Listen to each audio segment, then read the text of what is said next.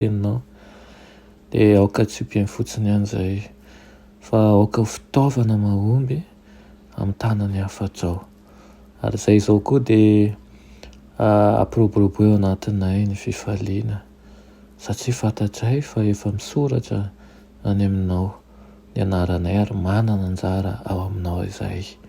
Koa mitenena Tompo fa vonona andray anao zay. Anaran'i Jesosy, amen. Lohatenin'ny mofinainantsika androany dia manao hoe ilay nampanantenaina hatramin'ny ela. Ilay nampanantenaina hatramin'ny ela. Ilay amin'ny Jaona 1:9-20 manao hoe izao manao batisa amin'ny rano fa eto aminareo misy anankiray izay tsy fantatrareo. Amen. Tonga tamin'ny fanasy ny herin'i Elia Jaona hanao asa tahaka izay nataon'i Elia ihany. Raha nandray azy ny Jiosy dia ho tanteraka ho azy izany, tsy niraisin'izy ireo anefa ny hafatra netiny. Tamin'ireo izay nivory tao Jordana nanatrika ny batisan'i Jesosy dia vitsy tamin'ireo ihany no nahita mazava ny famantarana nomena tamin'izay.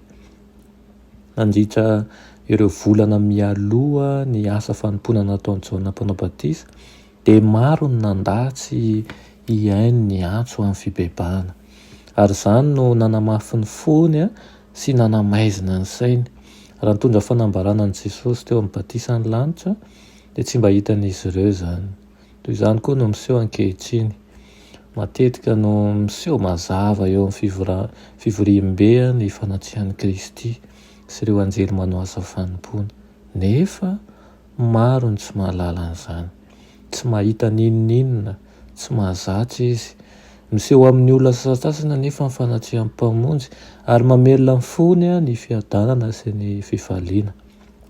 Mahazo fampiononana sy hery ary fahitana izy amin'izany. Nanontany an'i Jaona ireo solon-tena avy any Jerosalema hoe nahoana ianao manao batisa? Ary niandry valiny izy.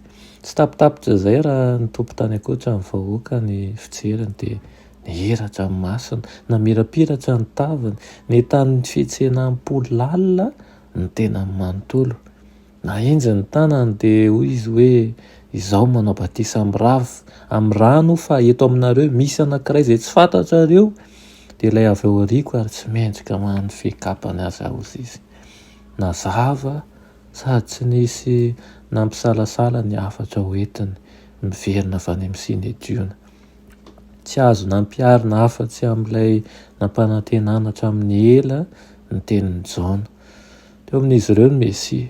Gaga mpisorona, gaga mpifeny, jery manodidina azy nanantena ahita an'ilay nolazain'i Jaona. Nefa tsy nisy nampiavaka azy tao amin'ny vahoaka. Rafitina ny mofinainantsika androany.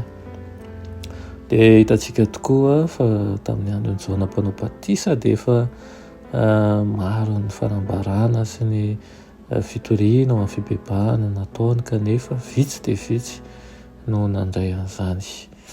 Maro ny nijery fa vitsy ny mahita. Tahaka antsika izao ihany koa maro ny tonga manatrika an'ireny fotoan-dehibe ireny kanefa vitsy ny tena mahita sy mahatsapa fa manatrika eo tokoa Jesosy sy manatrika eo ihany koa ny anjery ny lanitra.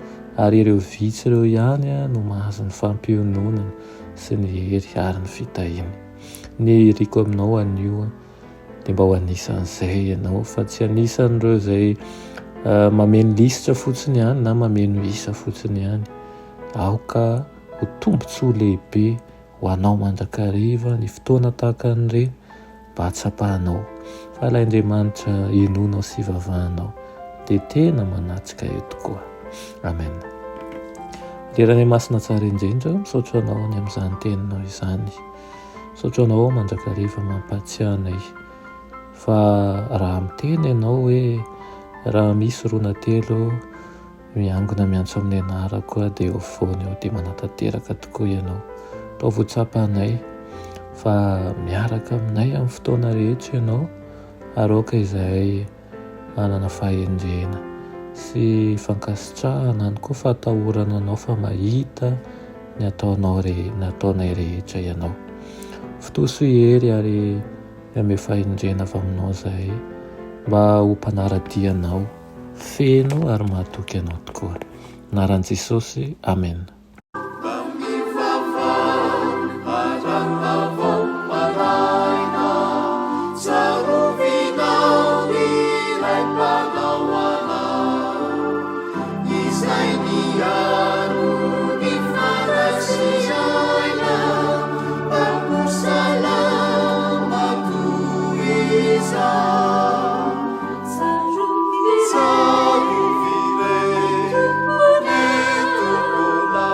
Savior.